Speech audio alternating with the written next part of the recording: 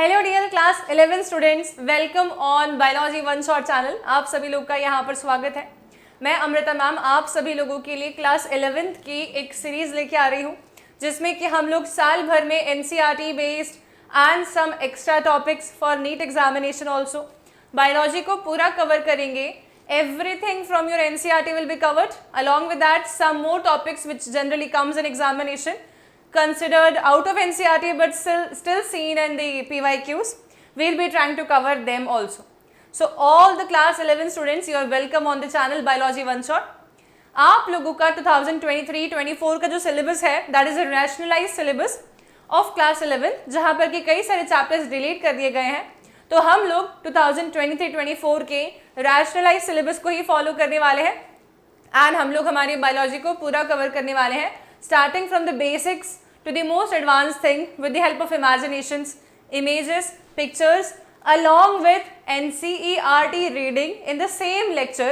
जहाँ पर भी मैं आपको कोई भी कॉन्सेप्ट समझा रही हूँ, हम उस कॉन्सेप्ट का जितना पोर्शन NCERT में दिया हुआ है उसको रीडिंग भी साथ साथ में लगाएंगे, so that आप लोग भी एक तरीके से हम बोल सकते हैं कि you will be able to understand हम लोग कहाँ पर चल रहे हैं, ठीक है, where we are running, ये आप लोगों को समझ में आएगा। So you all can take out your NCERTs, you can make notes along with me and then by the end of the year you will become a pro of class 11 biology. So dear students, if you want to excel in your examinations, you want to score good or very good or best, then be present in the classes day to day. The classes or lectures will be uploaded in the recorded form to avoid the KOS, बहुत सारी फालतू की बातें जो chats में आती हैं, live sessions लेते हैं, तब उनको अवॉइड करना चाह रही हूँ मैं। आप लोगों का फोकस रहे हमारे सब्जेक्ट के ऊपर, टॉपिक के ऊपर, ये मेरा थॉट प्रोसेस है एंड आई फील लाइक कि मैं इसको कंप्लीट करने में सक्षम रहूँ। So I want you all to attend all the biology lectures as uploaded by me. जैसे ही मैं अपलोड करती हूँ आप लोगों के पास नोटिफिकेशन आ जाए, इसीलिए आप लोग को चैनल को सब्सक्राइब कर लेना पड़ेगा। So let's proceed with the chapter. First chapter of your class 11th NCERT is the living world। तो living world chapter को हम लोग पढ़ेंगे। आप लोग सब साथ में चाहे तो नोट्स बना सकते हैं। If you are willing to make notes, if you are not willing to make notes, notes आप लोगों को टेलीग्राम चैनल के ऊपर अवेलेबल करवा दिए जाएंगे within a week of completion of this chapter। ठीक है, तो लेट्स बिगिन। तो हम लोग चालू करते हैं the living world पढ़ने से। तो बच्चों, लिविंग वर्ल्ड की जब हम बात करते हैं, so this particular living world, when we close our eyes and imagine the world, हमारे माइंड में बहुत सारे लिविंग ऑर्गेनिजम्स आ जाते हैं, right. There are so many living organisms which fascinates us from day to day life. हमारे imagination में human beings भी आते हैं, दूसरे एनिमल्स भी आते हैं, प्लांट्स भी आते हैं, ठीक है, छोटे छोटे पौधे, बड़े बड़े trees, we get imagination of every single living organism, right? So living world की जब हम बात करते हैं, so what are living organisms? ये क्वेश्चन तो बहुत सिंपल होता है। लिविंग ऑर्गेनिजम्स पे हम लोग जब क्लास 9th में होते हैं तभी हम बहुत सारी बातें कर लेते हैं that living organisms will be following some of the life processes, right? And those life processes can be movement, respiration, sensitivity, growth, reproduction, excretion and nutrition. These life processes, if shown by anything or any organism, it will be a living organism and it will be different when compared to the non-living things, right? तो अभी हम living world के बारे में जब बात कर रहे हैं, so if I ask you all one question, very simple question, living organisms कहाँ पर देखे जा सकते हैं इस अर्थ के ऊपर? So if I start asking and just try to imagine in your mind, अगर मैं तुमसे ये पूछूं कि बच्चों कोई ऐसे एरियाज में जो कि पोलर एरियाज हैं जहाँ पर बहुत सारी स्नो या बर्फ होती है, क्या वैसे कैसे एरिया में आप लोगों ने कोई लिविंग ऑर्गेनिज्म को देखा है? Definitely yes, your mind will be having so many examples of the organisms found in the polar ice caps, right, in the areas where बर्फ प्रेजेंट होती है, स्नो प्रेजेंट होती है। So anybody thought of this organism? Definitely, it is a polar bear found in the area which is ice covered. How strange! Are they able to survive there very easily? Yes, because their body is well adapted to that particular ecological place, isn't it? If I ask you all that have you ever seen any organism present in the aquatic areas like oceans or deep seas, then your answer will be again yes, right? And then you will be able to say me that ma'am, we have seen so many porifera, sponges, large fishes, small fishes, we can say sharks, right? Some of the starfishes, so many organisms are present in the oceans also. So this is the ocean representing a space where organisms belong to, right? So यहाँ पर भी present हो सकते हैं. Have you ever seen any deciduous forest? ये वाला जो picture मैंने पीछे लिया है, almost everybody have seen this probably apparently on somebody's computer screen, right? कहीं ना कहीं आपने इसको wallpaper के तौर पे ज़रूर देखा होगा. It looks so beautiful. ये deciduous forest है, इसके पत्ते सब झड़ चुके हैं and how beautiful it is looking. ठीक है, तो यहाँ पर भी living organisms present हैं. Of course, plants are living organisms present here, isn't it?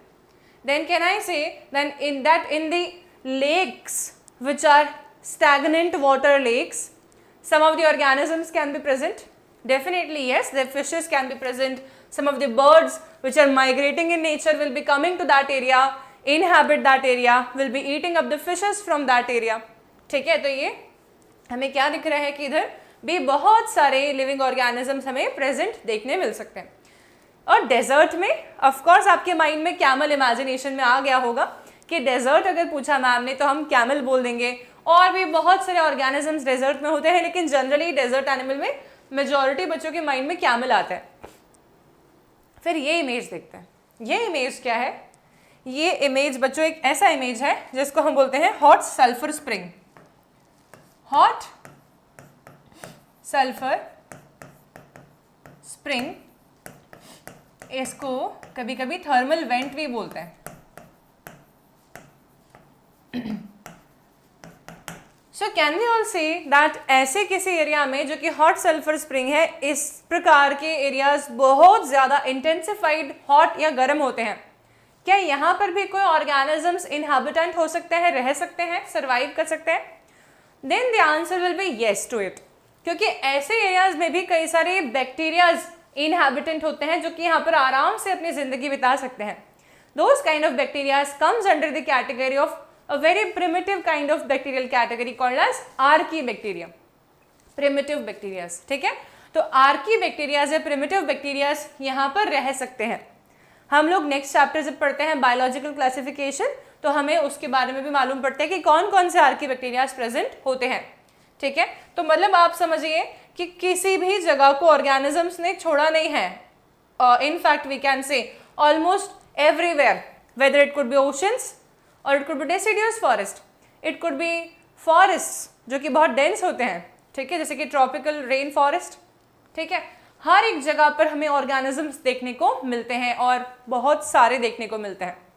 मतलब अर्थ के सरफेस के ऊपर कई सारे लिविंग ऑर्गेनिजम्स प्रेजेंट होते हैं. And whether do they fascinate you? क्या आपको इनको देखकर अलग सी खुशी प्राप्त होती है? If you have not yet experienced it, please go and sit in any garden and watch the plants there. You will be feeling very relaxed and calm down. If you go to visit a zoo, वहाँ जाके आप animals को देखते हैं, then you will be having a very different mindset.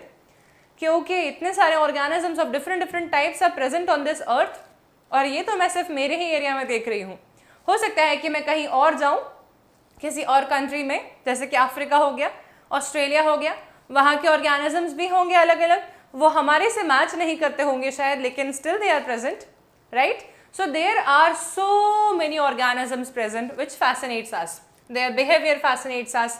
If we look at a galloping horse, अगर हम एक घोड़े को देखते हैं जो कि उछल उछल के कूद कूद के आ रहा है, so it looks very different. हम सोचते हैं कई बार माइंड में, यार ये कितना फास्ट दौड़ रहा है, इतना तेज छलांग मार रहा है, how fast, ठीक है, how strong, गिरता भी नहीं है, right? So how strong, how fast, very perfect. कितना क्रिएटिव ऑर्गेनिज्म बनाया है मदर अर्थ ने, isn't it? जब हम माइग्रेटिंग बर्ड्स की तरफ देखते हैं तो हम ये सोचते हैं कि अपने ही जगह पर जहाँ ये रहती हैं वहीं रिप्रोड्यूस क्यों नहीं कर लेती. माइग्रेटिंग बर्ड्स ऐसे बर्ड्स होते हैं जो कि अपने लोकेशन को छोड़कर किसी और लोकेशन पे आके रिप्रोड्यूस करते हैं, क्योंकि उनके temperature conditions, environmental conditions favourable नहीं होते, तो उन्हें दूसरे जगह पर माइग्रेट करना पड़ता है। So how beautifully they migrate, इतने लॉन्ग लॉन्ग एरियाज को छोड़ के ये माइग्रेट करके बहुत दूर दूर आते हैं। जैसे कि राजस्थान है, तो राजस्थान में भरतपुर, एक हमारे भरतपुर नाम का एक एरिया है, वहाँ पर कई सारे माइग्रेटिंग बर्ड्स आते हैं। ठीक है, तो माइग्रेटिंग बर्ड्स क्यों रिप्रोड्यूस नहीं कर लेते अपने ही जगह पर जहाँ वो रहते हैं? बहुत सारे क्वेश्चंस आपके माइंड में आ सकते हैं। कितने सुंदर हैं ये फ्लावर्स, इनके कलर्स कितने अपैरेंट, कितने विजिबल, कितने क्लियर हैं। क्या ह्यूमन ऐसे कलर्स डायरेक्टली बना सकता है without any artificial thing? No, we cannot, we actually cannot make something on its own. अचानक से प्रकट नहीं कर सकते हम किसी को भी, but mother nature is gifting us all of these things. Isn't it that shark can attack any organism? Sharks are very good predators. Attacking tendency बहुत ज़्यादा होती है इनकी, तो आप इसके पास जाएंगे so it will be attacking you. तो ये भी बहुत fascinating बात है कि how different behavior it will be showing, right? Not all the organisms will be having an attacking tendency, right? So this beautiful earth will be fascinating us every single moment of time. Right and इतने सारे organisms जो present हैं उनको जब हम पढ़ना चालू करते हैं तो हमें पता चलता है कि बहुत ही सारे ऑर्गेनिजम्स हैं, इनको कैसे हम समेटेंगे, वो सब बातें हम द लिविंग वर्ल्ड चैप्टर में समझते हैं। Okay, so let's start. एक बात और मैं आप लोगों को बताती हूँ जो हमें फैसिनेट कर सकती है, वो ये है कि इकोलॉजिकल कॉन्फ्लिक्ट्स भी हम देखते हैं, इकोलॉजिकल कोऑपरेशंस भी हम देखते हैं। हम इस अर्थ पे रह रहे हैं जहाँ पर हम ये दोनों बिहेवियर्स देख सकते हैं। कॉन्फ्लिक्ट में मान लो कि एक हम बोल रहे हैं बफेलो, वाइल्ड बफेलो हो गया या एक भैंसा हो गया, लायंस के सडनली सामने आ जाता है तो lions will definitely not leave that. Deer आ गया तो भी नहीं छोड़ेंगे, they will try to attack, eat it up completely, right, without any emotional thought कि इसे नहीं मारना चाहिए, मारना चाहिए।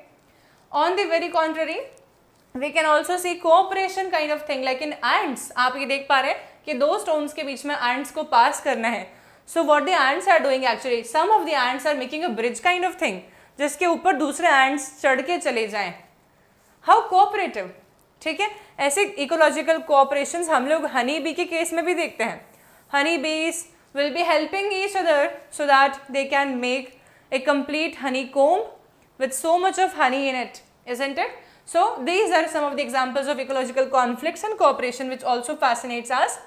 ठीक है, इतने सारे फैसिनेशंस हमारे दिमाग में आ रहे हैं। देखो लिविंग वर्ल्ड को लेकर क्या क्या बातें समझ में आ रही हैं। यहाँ पर मैंने एक इमेज लिया है, इस इमेज को समझाने का पर्पस सिर्फ इतना है कि हमारी बॉडी में हम ऑर्गेनिजम्स के इकोलॉजिकल कॉन्फ्लिक्ट की बात कर रहे थे, अभी हम इकोलॉजिकल कोऑपरेशन की बात कर रहे थे ऑर्गेनिजमिक लेवल पर, मैं मॉलिक्यूलर लेवल पे बात करती हूँ। हमारी बॉडी के सेल्स में कुछ मॉलिक्यूल्स ऐसे होते हैं जो कि दूसरे मॉलिक्यूल का सीक्रेशन प्रमोट कर सकते हैं या उसकी एक्टिविटी को फेवर कर सकते हैं। On the very other hand कुछ मॉलिक्यूल्स ऐसे होते हैं जो कि किसी दूसरे मॉलिक्यूल की एक्टिविटी को रोक सकते हैं, इनहिबिट कर सकते हैं। There comes ecological conflict and ecological cooperation kind of examples in our own body and there it is called as molecular trafficking. ठीक है, तो आप ये देखिए जैसे कि ब्लड ग्लूकोज अगर बॉडी में बढ़ जाता है, अगर ब्लड ग्लूकोज बॉडी में बढ़ जाता है तो इंसुलिन की भी मात्रा बढ़ जाती है, और अगर इंसुलिन बढ़ जाता है तो ब्लड ग्लूकोज कम होता है। जब ब्लड ग्लूकोज बहुत कम हो जाता है तो ग्लूकेगॉन नाम के हार्मोन की मात्रा बढ़ जाती है। ग्लूकेगॉन बढ़ता है तो ब्लड ग्लूकोज को बढ़ना पड़ता है। Like how these things are related to each other, right, this is something we called as molecular trafficking. Okay, so ये सारी की सारी बातें जब मैंने आप लोगों को पढ़ाई तो हमारे माइंड में बेसिकली टोटल 2 क्वेश्चंस आ सकते हैं। ऐसा नहीं है कि हमारे माइंड में 2 ही क्वेश्चंस आएंगे। As far as NCERT is concern तो 2 क्वेश्चंस की बात करते हैं। So first thing is what living is as oppose to non living. ये बात हमारे माइंड में आ सकती है कि लिविंग क्या है, नॉन लिविंग क्या है। ठीक है, हम लिविंग को नॉन लिविंग से कैसे डिफरेंट मानेंगे। This could be one question. This is a kind of we can say technical question. ये काफ़ी टेक्निकल से सवाल है जिसमें हमारे पास में एक्सप्लेनेटरी पॉइंट्स जो होंगे वो कुछ टेक्निकल स्टेटमेंट्स होंगे। ठीक है, कॉन्सेप्ट रिलेटेड क्वेश्चंस होंगे, कॉन्सेप्ट रिलेटेड आंसर्स होंगे। What the purpose of life is.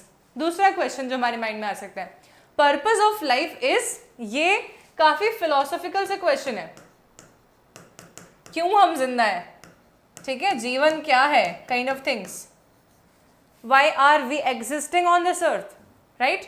What is the motto of life? These kind of questions will be quite we can say philosophical nature. We won't be trying to answer this kind of question in the chapter living world. Instead we will be trying to answer what living is as opposed to the non living in this given chapter. ठीक है, तो hopefully इतनी बातें सब लोगों को समझ में आ गई है. This was the basic most introductory portion given about this particular portion. अब हम आ जाते हैं इसके एनसीईआरटी रीडिंग करेंगे अपन. इतनी एनसीईआरटी रीडिंग से बेनिफिट ये है कि हमने क्या क्या पढ़ा है इसको मैं आपको एक बार क्विकली समझा पाऊंगी. देखिए, hopefully this is very much visible. मैं एक बार चेक कर लेती हूँ, इज इट विजिबल? यस. और इसको जूम कर सकते हैं हम. अभी ये विजिबल है, ज़्यादा बेहतर, राइट? सो हम चैप्टर पढ़ रहे हैं, चैप्टर नंबर 1. इसके एनसीईआरटी देखते हैं. How wonderful is this living world. The wide range of living types is amazing.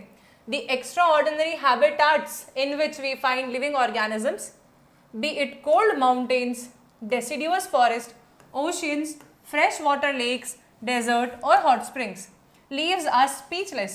The beauty of a galloping horse, of the migrating birds, the valley of flowers or the attacking sharks evokes awe and a deep sense of wonder. ठीक है, हम बोलते हैं wow, right? That is a deep sense of wonder. हम ऐसे बोल सकते हैं कि हमारे दिमाग ने और दिल ने कुछ अजीब फील किया, इसलिए ऐसे एक्सप्रेशन आया, right? The ecological conflict and cooperation among members of a population and among population of a community और even the molecular traffic inside a cell makes us deeply reflect on what indeed is life. This question has two implicit questions within it.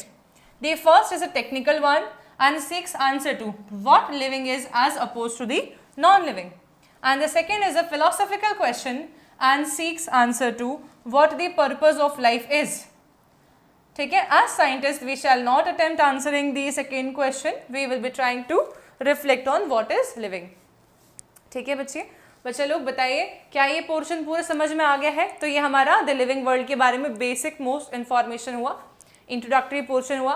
अब हम लोग आते हैं हमारे next portion के ऊपर, जो है diversity in the living world. ठीक है, देखो. So now we will be studying the diversity in the living world. अब इसको हम पहले तो हमारे हिसाब से पढ़ेंगे, फिर हम एनसीईआरटी लगाएंगे. ठीक है, एनसीईआरटी की रीडिंग लास्ट में इसलिए करवाती हूँ ताकि जो जो पढ़ा है वो माइंड में आ जाए पहले, उसके बाद रीडिंग करते हैं तो ज़्यादा बेहतर समझ में आता है. So portion 1.1, the diversity in living world. ठीक है, लिविंग वर्ल्ड की डाइवर्सिटी के रिस्पेक्ट में जब अपन बातें करते हैं तो मैं आपसे ये बोलूँगी कि हमारे आसपास में कितने ऑर्गेनिजम्स हैं. एक बार फिर से इस पॉइंट पे सोचते हैं तो मैं बोलती हूँ, आप इमेजिन करो यार, फ्लावर्स के आसपास में क्या नजर आ रहा है? बटरफ्लाइज, हनी बीज, एंड्स, राइट, मस्कीटोस. और भी बोल सकते हो आप लोग, माइंड में कुछ एग्जाम्पल्स बोल रहे होंगे डेफिनेटली. अच्छा, मैं अगर बोलती हूँ कि मुझे एक लेक में क्या नजर आ रहा है? Fishes, frogs, it could be many other things. Oceans में बहुत सारे ऑर्गेनिजम्स हैं. एयर में भी दिख रहे हैं कुछ, डेफिनेटली बर्ड्स. टेरेस्ट्रियल ऑर्गेनिजम्स दिख रहे हैं, लिजार्ड, ठीक है, dogs, cows, human, so many. Are they all visible to us? Yes. Are there any organisms जो कि एग्जिस्ट करते हैं but not visible to us? Yes, there are such organisms also जो कि exist करते हैं but not visible to us, and those organisms are microorganisms. Microorganismic level पर हम देख नहीं पा रहे हैं, लेकिन कई सारे organisms और present हैं जिनके examples में आते हैं bacteria, amoeba, paramecium and many other organisms which are not visible to us by naked eyes. That means अगर मैं सोचने जाऊँ कि मेरे आसपास से लेकर मैं और आगे बढ़ती जा रही हूँ तो इस पूरे अर्थ पर कितने ऐसे ऑर्गेनिज्म के टाइप्स प्रेजेंट होंगे. तो नंबर की तो हम बात नहीं कर सकते बिकॉज बहुत सारे होंगे. टाइप्स कितने होंगे या टाइप्स का नंबर क्या होगा? सो डाइवर्सिटी इन लिविंग वर्ल्ड में हम जब पढ़ रहे हैं तो टोटल नंबर ऑफ ऑर्गेनिजम्स जो कि जितने स्पीशीज इस अर्थ पे प्रेजेंट हैं, that is 1.7 to 1.8 million species. Of living organisms.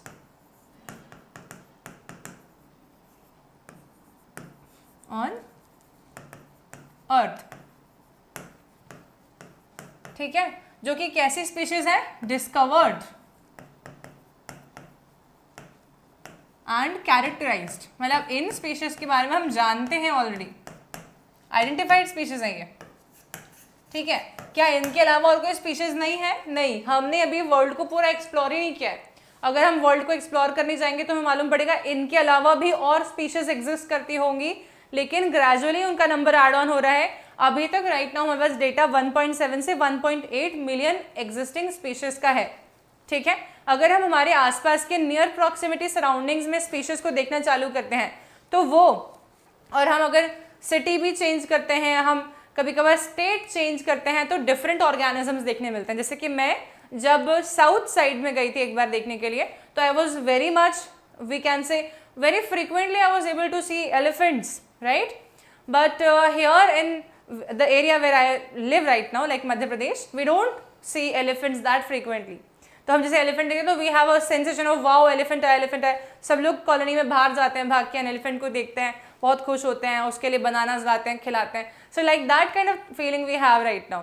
पर जो लोग उनके साथ ही रह रहे होंगे उनके लिए कोई बड़ा नया सेंसेशन नहीं है वो, राइट। तो ये बात है कि जैसे जैसे आप जितना जितना अपने घर से दूर जाते जाएंगे, आपके डाइवर्सिटी ऑफ लिविंग वर्ल्ड, मतलब जितने डाइवर्सिफाइड स्पीशीज आप देख पाएंगे, बहुत ज़्यादा डाइवर्सिफाइड स्पीशीज आप देख पाएंगे। आप एक गार्डन में उतना डाइवर्सिटी नहीं ऑब्जर्व कर पाएंगे जितना कि आप एक ग्रीन फॉरेस्ट में ऑब्जर्व कर पा रहे हैं, रेन फॉरेस्ट में ऑब्जर्व कर पा रहे हैं। रेन फॉरेस्ट में प्लांट्स भी डिफरेंट टाइप के होंगे, एनिमल्स भी डिफरेंट टाइप के होंगे, जिनको आपने आज तक normal day to day life में देखा ही नहीं होगा, right. So this is about the diversity in living organisms, ठीक है। इसकी भी एक बार एनसीईआरटी की रीडिंग लगाते हैं, देखिए। So diversity in the living world, oh just a second,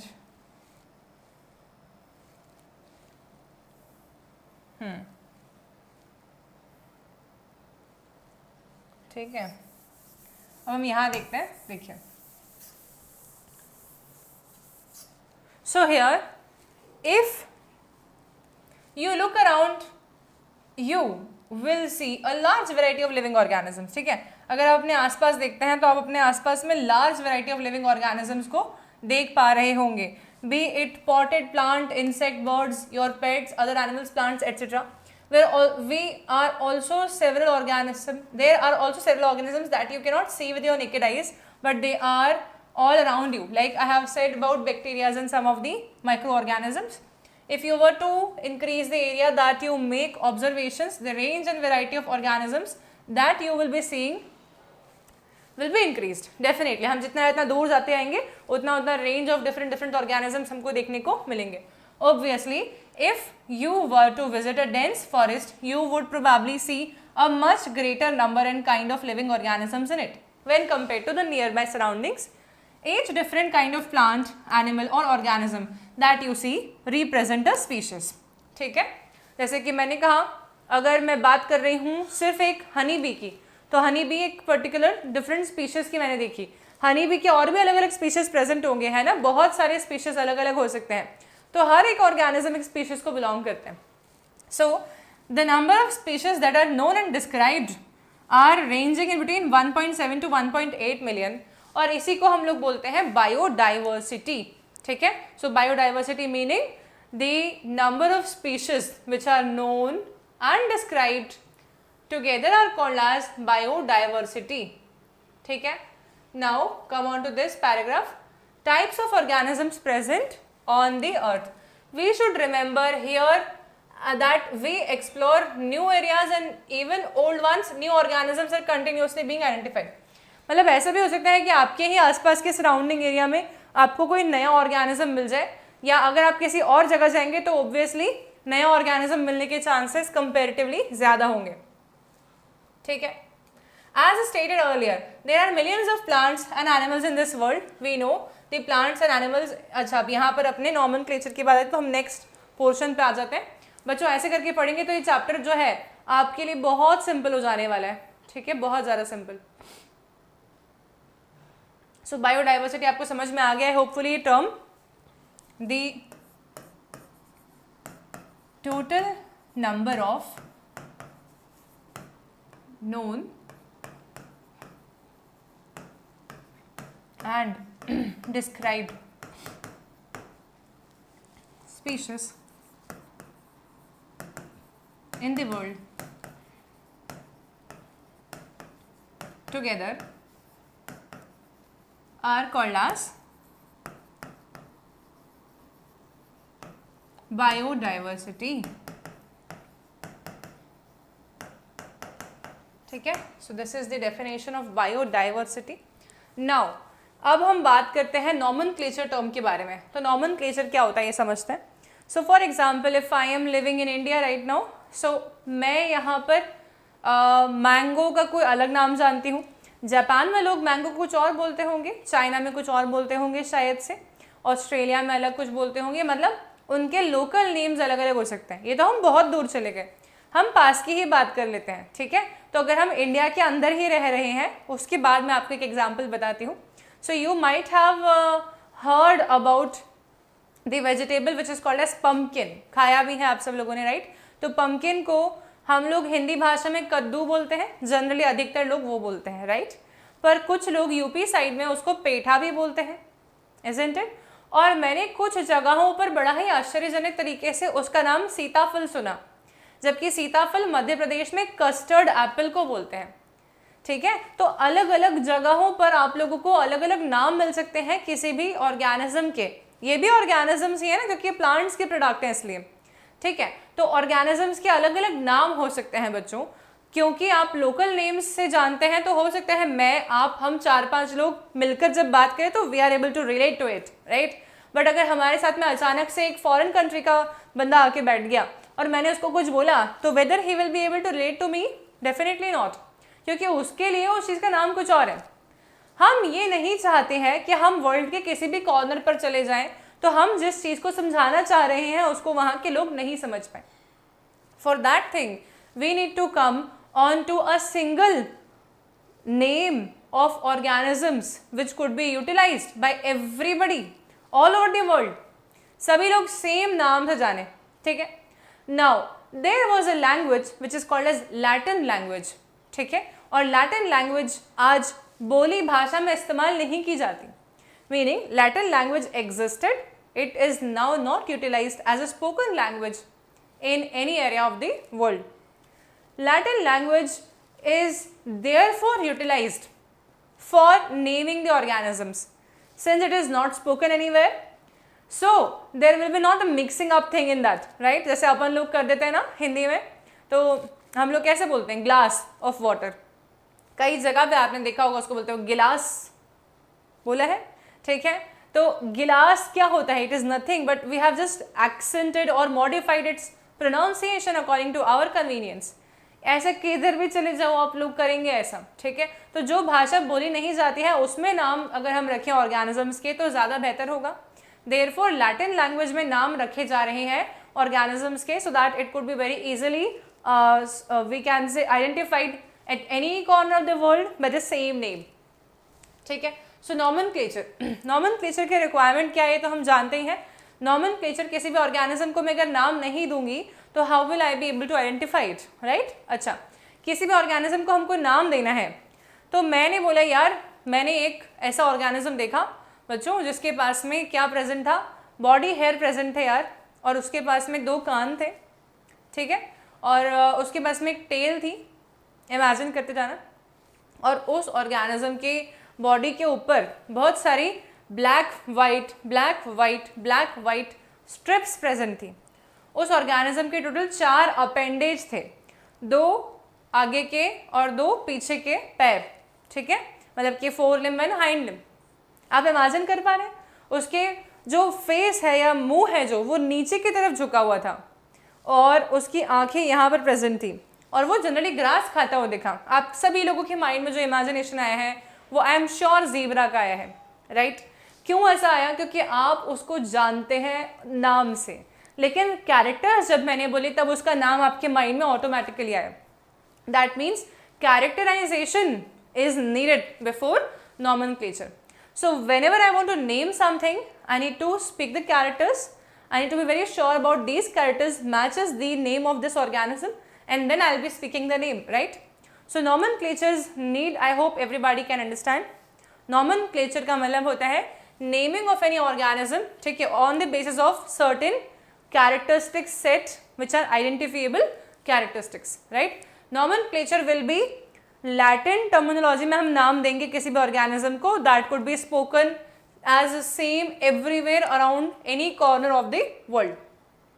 ठीक है, so we will be studying the NCERT again. देखो यहाँ आ गए हम. ठीक है, तो इधर क्या देखते हैं? As stated earlier, there are millions of plants and animals in the world. We know the plants and animals in our own area by their local names. These local names would vary from place to place, even within a country. Probably you would recognize the confusion that would be created if we did not find ways and means to talk to each other to refer to organism we are talking about. ठीक है, आप कुछ समझाना चाह रहे लेकिन आप समझा नहीं पा रहे. अरे तो किसकी बात कर रहा है यार, अरे मैं उसकी बात कर रहा हूँ यार, तो कुछ समझ नहीं आ रहा है इतना ईजी. तो कब नहीं आएगा समझ में? जब आप क्लियर नहीं है अपने बताने में, या तो फिर आप उसको अलग अलग नाम से जानते हैं, राइट? जैसे कि अगर मैंने कहा कि फॉर एग्जाम्पल मैंने एक सिटी में जाके बोला कि मुझे एक सब्जी चाहिए है जिसका नाम है गिलकी, ठीक है, लेकिन on the very other hand मैं यूपी में गई, तब मैंने कहा मुझे एक सब्जी चाहिए है जिसका नाम है नेनुआ. तो गिलकी एंड नेनुआ are same thing, right? But मैं अगर यूपी वाली बंदी होती और मैं एमपी में आके ऐसी बात कर रही होती, आई नीड नेनुआ, nobody will be able to understand me कि मैं क्या बोल रही हूँ. ठीक है, तो we need to be very we can say we need to be very sure about what we are talking. ठीक है, hence therefore a need to standardize the naming of living organisms such that a particular organism is known by the same name all over the world. This process is called as nomenclature. Obviously, nomenclature or naming is only possible when the organism is described correctly and we know to what organism the name is attached to. This is called as identification. So two things are here, one is nomenclature, one is identification.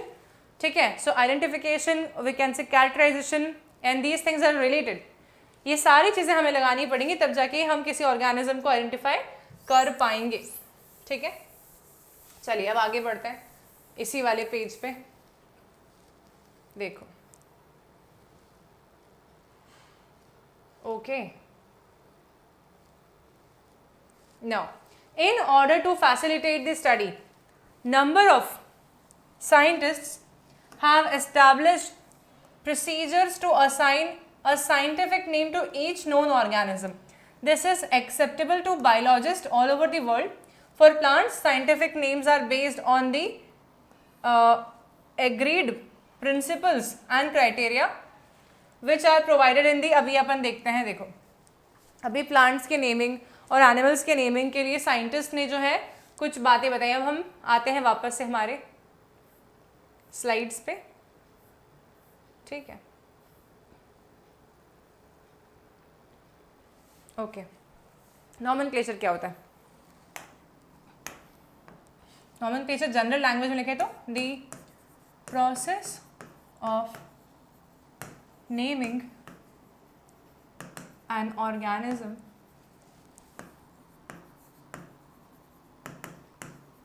by a name which is standardized and same for all the countries. ठीक है, general language में लिखा अपन ने ये. So this is process of naming an organism by a name which is standardised and same for all the countries. Wherever we go we can understand this organism by the same name, right? Identification means what? It is the process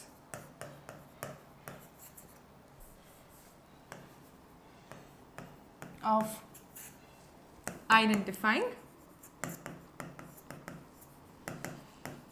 an organism correctly by certain characteristic, ठीक है, and is a must step before nomenclature. नाम देने के पहले ये वाली step हमें चाहिए होगी, आइडेंटिफिकेशन, ठीक है। Okay, so identification, it is a process of identifying an organism correctly by certain characteristics and is a must step before nomenclature, ठीक है बच्चे। चलिए अब अपन आते हैं बाइनोमियल नॉमेनक्लेचर, जो कि एक नेमिंग सिस्टम दिया था एक साइंटिस्ट ने जिनका नाम है कैरोलस लिनेयस। कैरोलस लिनेयस, ठीक है। कैरोलस लिनेयस ने बोला कि जब आप ऑर्गेनिजम्स की नेमिंग कर रहे हैं तो उनकी नेमिंग ऐसे करिए कि सारे के सारे ऑर्गेनिजम्स का जो नाम है वो 2 वर्ड्स में आएगा, वो दोनों वर्ड्स लैटिन वर्ड्स होंगे, ठीक है। सो बाइनोमियल नॉमेनक्लेचर के कुछ रूल्स होते हैं जो उन्होंने दिए थे, स्टैंडर्डाइजेशन ऑफ नेमिंग सिस्टम के लिए कुछ रूल्स उन्होंने दिए थे, वो नेमिंग सिस्टम के रूल्स को अपन समझते हैं। तो ये हम देख पा रहे हैं, ये हमारे सामने है मैंगो, लेकिन मैंगो का जो उन्होंने नाम दिया हमारे लिए वो है मैंगीफेरा इंडिका। ये नाम कैसे दिख रहा है? ये नाम दिख रहा है हमें लैटिन टर्म में, ये नॉर्मल लैंग्वेज में नाम नहीं, मैंगो नहीं लिखा हुआ उन्होंने, आम भी नहीं बोल रहे, ठीक है। They are saying it as a Latinized name Mangifera indica. अब इसमें अपन क्या क्या देख सकते हैं, तो हम रूल समझते हैं। तो मैंगीफेरा इंडिका, सबसे पहली बात है the name of any organism will be Latinized, first thing, ठीक है।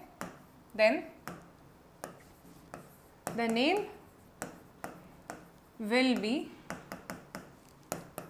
consisting of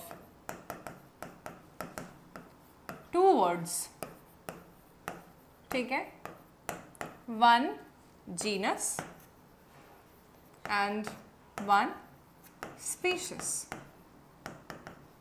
ठीक है। मतलब ये मैंगीफेरा और इंडिका जो है ये 2 वर्ड्स, ये जीनस और स्पीशीज को रिप्रेजेंट करते हैं किसी भी ऑर्गेनिज्म के, ठीक है। Next point, the genus will, okay, we can say the first word of name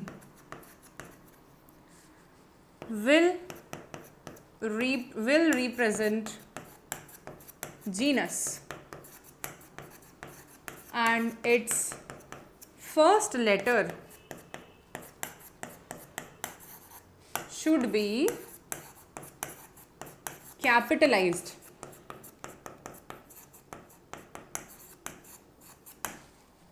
ठीक है। फर्स्ट लेटर जो है इसका वो कैपिटलाइज किया जाएगा। Next is the second word, इसी के आगे कंटिन्यू पॉइंट है, ठीक है। The second word of the name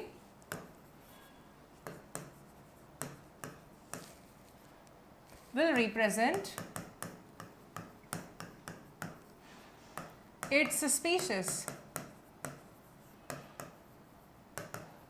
and the first letter of species will be small caps, मतलब छोटे में लिखना है अपने को। तो ये देखो यहाँ पर कैपिटलाइज हुआ, यहाँ पर कैपिटलाइज नहीं है, ठीक है। तो ये हुआ जीनस और ये हुआ स्पीशीज। जीनस में हम देख रहे हैं कि कैपिटलाइजेशन है फर्स्ट लेटर में, पर स्पीशीज में कैपिटलाइजेशन नहीं है फर्स्ट लेटर में। Then next is whenever written, जब हम इसे लिखेंगे द 2 वर्ड्स ऑफ नेम, मतलब genus and species will be written and underlined separately। जब मैंने इनके नाम लिखे तब मैंने इन दोनों को अलग अलग लिखा, ऐसा नहीं करना आपको कभी भी कि आपने लिखा मैंगीफेरा इंडिका जोड़ के लिख दिया, ये भी गलत है। और अगर हम ऐसे कर रहे हैं मैंगीफेरा इंडिका, और ऐसे छोड़ दिया लिख के, तो ये भी गलत है। क्यों? क्योंकि आपको इसको सेपरेटली अंडरलाइन करना पड़ेगा, तभी जाके इसको सही मान सकते हैं, अदरवाइज ये सही नहीं है। नॉमेनक्लेचर के रूल्स गड़बड़ हो जाएंगे इसमें, ठीक है। So this is one of the point that they should be written separately and underline separately too, ठीक है। इसके अलावा एक पॉइंट और आता है इसमें जो हम लिख लेते हैं अभी, just wait for a second guys. ओहो,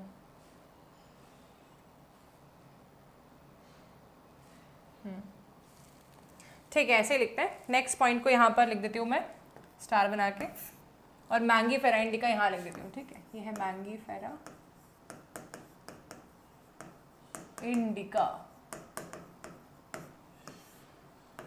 मैंगोस, ठीक है। Last point is when printed, जब इनको अपन प्रिंट कर रहे हैं तब the two words of a name will be italicized, मतलब उसको इटैलिक्स में कन्वर्ट करना है अपने को, इटैलिसाइज्ड, ठीक है। इटैलिसाइज मतलब समझते हैं आप सब, जैसे कि टेढ़ा टेढ़ा या अपन ऐसे इटैलिक्स के पैटर्न में लिखेंगे, like if I am writing Mangifera, ठीक है, तो I will be writing this like this, ठीक है। So we need to italicise it, it should be italics, it should not be the normal okay font, it should be italics. तो ये बातें हैं, ये सारी जो हमने पढ़ी है रूल्स ऑफ नॉमेनक्लेचर या rules of biological nomenclature given by Carolus Linnaeus, ठीक है। तो सारे रूल समझ में अगर आप लोगों को आ गए हैं तो आपसे मैं क्वेश्चन पूछ रही हूँ, ए बी सी या डी लिख के दे रही हूँ, आपको मुझे बताना है कि मैंने कहाँ गलती करी, ठीक है। So I am writing some of the names here. Ocimum sanctum, ये तुलसी का नाम लिखा है मैंने, ठीक है। ए लिखा है इसके आगे, बी ऑसिमम सैंक्टम, तीसरा मैं लिख रही हूँ ऑसिमम सैंक्टम, और चौथा मैं लिख रही हूँ ऑसिमम सैंक्टम। चलो आपको मुझे बताना है इनमें से कौन सा सही लिखा है मैंने, ठीक है। Out of these which the following name of tulsi plant is correctly written here, okay. तो ये हुआ आपका रूल्स ऑफ बाइनोमियल नॉमेनक्लेचर, ठीक है। तो यहाँ से हम आते हैं, हम बाइनोमियल नॉमेनक्लेचर पढ़ेंगे। अच्छा, इसके अंदर मैं आप लोगों को नोट्स जब लिखवाई तो एक पॉइंट और मेंशन कर देते हैं, फिर हम रीडिंग लगाएंगे इसकी। देखिए यहाँ से लिखते हैं। सो दो कमिटीज़ ऐसी हैं जो कि नॉमेनक्लेचर में हेल्प करती हैं, और उन्होंने कुछ रूल्स डिज़ाइन कर रखे हैं specially for naming of plants and animals separately. So ICBN, international code for botanical nomenclature, ये कमिटी जो कि प्लांट्स के नॉमेनक्लेचर के लिए रिस्पॉन्सिबल है। और एक आता है हमारे पास में इंटरनेशनल कोड, इंटरनेशनल लिखना है, देखो इंटरनल लिख दिया इधर, इंटरनेशनल आएगा इस पे,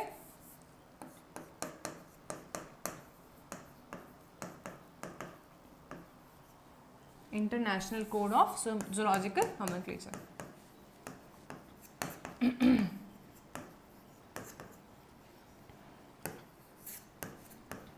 जूलॉजिकल मतलब कि एनिमल्स की naming,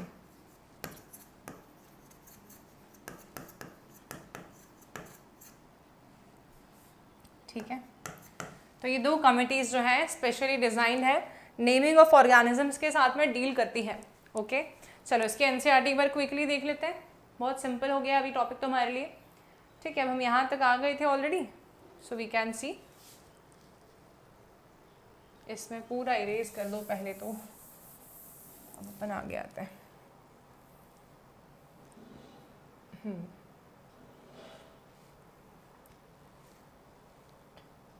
okay, in order to facilitate the study, number of scientists have established procedures to assign a scientific name to each known organism.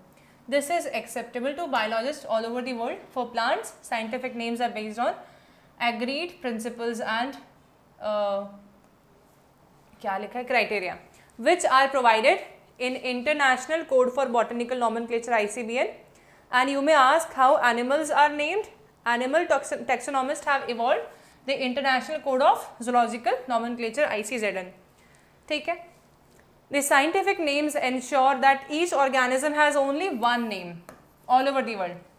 मैंने किधर भी पृथ्वी पे जाके बोला Ocimum sanctum, that will mean तुलसी. ठीक है. मैंने किधर भी पृथ्वी पे जाके बोला Azadirachta indica, that will mean neem plant. मैंने कहीं भी जाके बोला Musca domestica, that will mean housefly. That means these names are fixed, ठीक है, and will be utilized all over the world. Description of any organism should enable the people of in any part of the world to arrive the same name.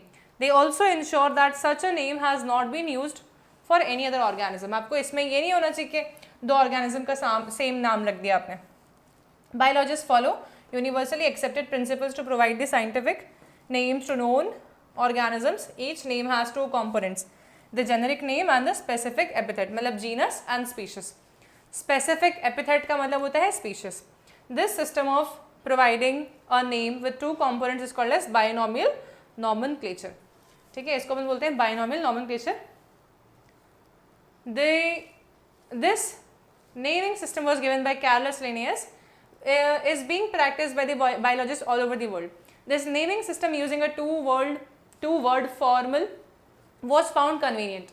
Let us take the example of mango to understand the way of providing scientific names better. The scientific name of mango is written as Mangifera indica. Now you all can see, इन्होंने क्योंकि print कर रखा है, so they have italicized it already. They have not underlined it, right? There is no need of underlining if you are printing it. Let us see how the binomial name.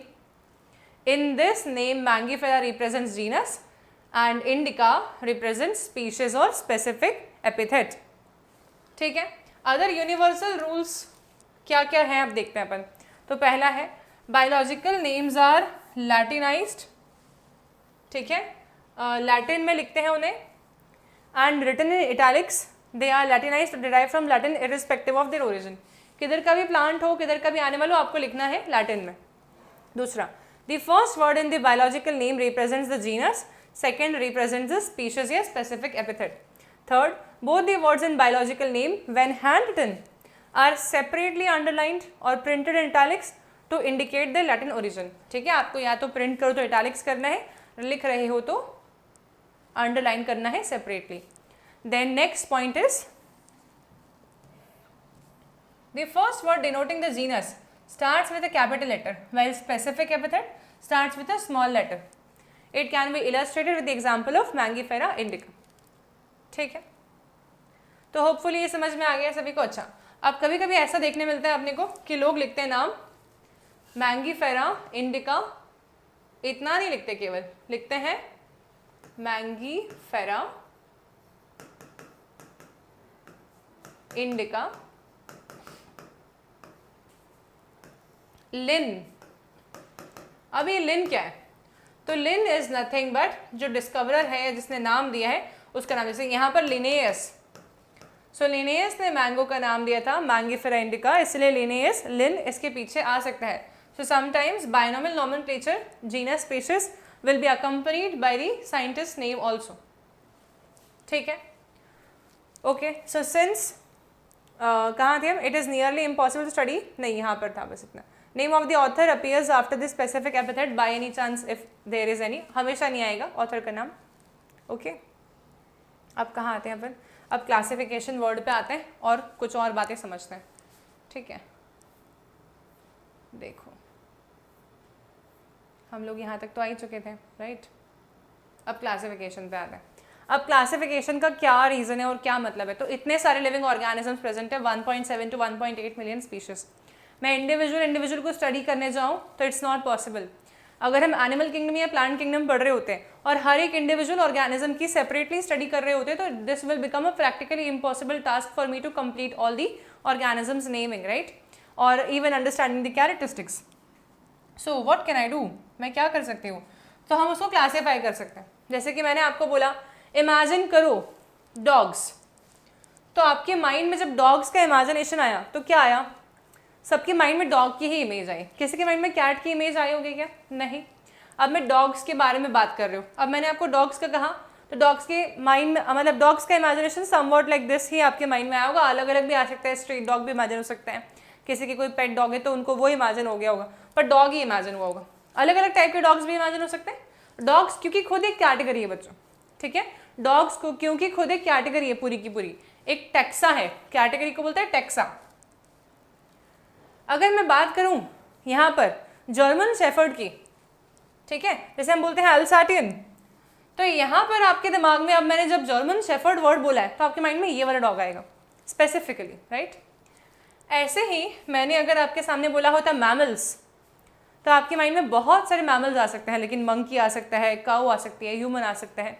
Mammals के पास में body hair होते हैं, mammals के पास में mammary gland होते हैं, mammals के पास में डायफ्राम होता है, बाहरी कैरेक्टर तो नहीं है, इमेजिनेशन में हेयर आया होगा generally, so body hair, mammary glands, ये सारे के सारे मैमल्स हैं बच्चों, ठीक है।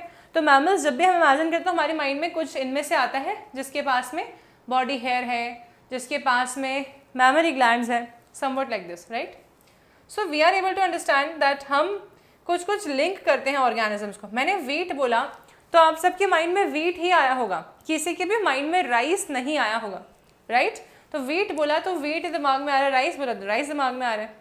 तो ये सारे जो हमने नाम बोले यहाँ पे, डॉग्स हो गया, कैट्स हो गया, मैमल्स हो गया, वीट हो गया, राइस हो गया, प्लांट हो गया, एनिमल हो गया, ये सब के सब कैटेगरीज हैं। किंगडम प्लांटे एक कैटेगरी है, डॉग भी एक कैटेगरी है, मैमल भी एक कैटेगरी है। कैटेगराइजेशन कर रहे हैं कुछ कुछ कैरेक्टरिस्टिक्स के बेसिस पे, ठीक है। तो इन सभी को हम क्या बोल सकते हैं, हम इनको बोलते हैं कैटेगरीज या टैक्सा। टैक्सा, टैक्सा का मतलब होता है कैटेगरी, ठीक है।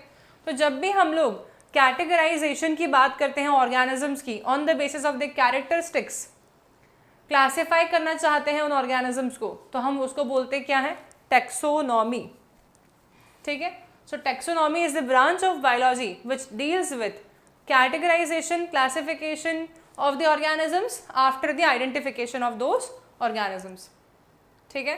तो ये टैक्सोनॉमी हुआ। तो हम टैक्सोनॉमी की डेफिनेशन एक बार देखते हैं, हमारी एनसीईआरटी क्या बोल रही है। इसके बाद हमारी क्लास ओवर होने वाली है बच्चों, आज का पोर्शन खत्म होने वाला है। देखिए, सो हम कहाँ तक आ गए थे, क्लासिफिकेशन मैंने आप लोगों को पहले बता दिया कि क्लासिफिकेशन मतलब सेट ऑफ सर्टेन कैरेक्टरिस्टिक्स जिसकी मदद से हम किसी ऑर्गेनिज्म को जान पा रहे होते हैं। अब हम आते हैं टैक्सोनॉमी पे। तो टैक्सोनॉमी देखो यहाँ से क्या है, hence based on characteristics all the living organisms can be classified into different taxa. The process of classification is called as taxonomy. External and internal structures along with structures of cell development process, ecological information, ये सब के सब हम taxonomical study में count करते हैं, consider करते हैं। जैसे कि एक्वेटिक ऑर्गेनिज्म है तो फिश एक्वेटिक है, उसके पास फिन्स हैं, उसके पास बॉडी स्केल्स हैं, ये सब अपन कैरेक्टर्स ले रहे हैं और उसके बेसिस पे अपन उसको क्लासीफाई करेंगे, कैटेगराइज करेंगे, ठीक है ना। तो ये समझ आ गया सभी को। सो कैरेक्टराइजेशन, आइडेंटिफिकेशन, क्लासिफिकेशन, नॉमेनक्लेचर, ये सब अपन पढ़ रहे थे अभी तक। टैक्सोनॉमी में ये सारी चीज़ें आती हैं, ठीक है। तो हम यहाँ पर देखते हैं इनके, इसके ऊपर कई बार क्वेश्चन आता है, इसके स्टेप्स क्या क्या हैं, मतलब one after the other arrange करो। तो सबसे पहले तो आपको कैटेगराइज करना पड़ेगा, किसी चीज़ को कैरेक्टराइज करना पड़ेगा। कैरेक्टराइज कैसे करोगे, कैरेक्टर स्टडी करके कि कैरेक्टर्स हैं इसके, ऐसे कैरेक्टर बताए तो आइडेंटिफाई हुआ कि ये ऑर्गेनिज्म है, आइडेंटिफाई हुआ तो क्लासीफाई कर सकते हैं उसको कि इसमें आना चाहिए, फिर उसके बाद नॉमेनक्लेचर कर सकते हैं, नाम दे सकते हैं उसको, ठीक है। ये 4 1 by 1 स्टेप्स हैं बच्चों। हमें पहले कैरेक्टराइज करना है उसे, फिर हम आइडेंटिफाई कर पाएंगे कि ये क्या है, फिर क्लासीफाई कर पाएंगे उसको और फिर नाम देंगे। पहले नाम दे देंगे फिर क्लासीफाई करेंगे, ऐसा उल्टा नहीं चलते। सबसे पहले characterisation, then identification, then classification, then nomenclature. All these things will be coming in a sequence, ठीक है, provided in accordance with taxonomy, ठीक है। अच्छा, जब मैं taxonomy की बात कर रही हूँ तब मैं बोल रही हूँ पहले तो कैरेक्टराइज करना, फिर आइडेंटिफाई करना, फिर हम बोलेंगे क्लासीफाई करना और फिर नॉमेनक्लेट करना। लेकिन जब मैं बात कर रही हूँ कि इन ऑर्गेनिजम्स की इवोल्यूशनरी हिस्ट्री के हिसाब से बात करना चाहती हूँ। फॉर एग्जाम्पल्स मैंने कहा कि पहले फिशेज आई, फिशेज से इवॉल्व होके बने एम्फीबियंस, तो एम्फीबियंस से इवॉल्व होके बने रेप्टाइल्स। ठीक है, तो इनके बीच में कोई लिंक होगा, कुछ इवोल्यूशनरी लिंक होना चाहिए। तो फिशेज एम्फीबियंस के बीच में लिंक होता है, जैसे कि लंग फिशेस, जिनके पास लंग्स होते हैं, ऐसी मछलियाँ भी होती हैं बच्चों। ठीक है, और एम्फीबियंस और रेप्टाइल्स के बीच में भी कनेक्शन होता है, जिसको हम बोलते हैं स्फीनोडॉन। ठीक है, तो ये बात हुई कि ऐसे कनेक्शंस भी प्रेजेंट हैं। तो whenever we take into consideration the evolutionary history of any organism along with taxonomy, taxonomy के साथ साथ में हम इवोल्यूशनरी हिस्ट्री को भी जोड़ दें, तो हम बोलते हैं सिस्टमैटिक्स। ठीक है, systematics is nothing but taking the evolutionary history of the organisms also into consideration while discussing the taxonomy of that organism। ठीक है, अच्छा, कैरलस लिनेयस जो हैं, इन्होंने सिस्टमैटिक्स के ऊपर एक बुक दी थी जिसका नाम था सिस्टमा नेचुरे। ठीक है, तो Systema Naturae book was given by Carolus Linnaeus which talks about systematics। okay, so this much is done and here we are done with the complete 1.1 of your chapter of class 11th। ठीक है, तो this is done. देखो इसको एक बार मैं आपको दिखा रही हूँ। यहाँ से हमने कहाँ तक का पढ़ लिया है, हमने इसके टेक्सोनॉमी पूरा पढ़ लिया है, देन हमने पूरा पढ़ लिया है यहाँ पर सिस्टमैटिक्स क्या होता है। अब आप लोगों को सिर्फ एक बार इसका NCERT रीडिंग लगाना है and then coming in the next class. और आप लोग मुझे और सजेशंस दे सकते हो in what kind of manner, what kind of form you want to study with me। ऐसे पैटर्न में पढ़ना है या फिर कुछ और तरीके से पढ़ना है, please mention in the comment sections your any kind of vacancy suggestions are awaited। Thank you so much for watching the lecture बच्चों। Don't forget to like, share and subscribe this channel for all the detailed possible explanation of biology along with the coverage of NCERT। Thank you।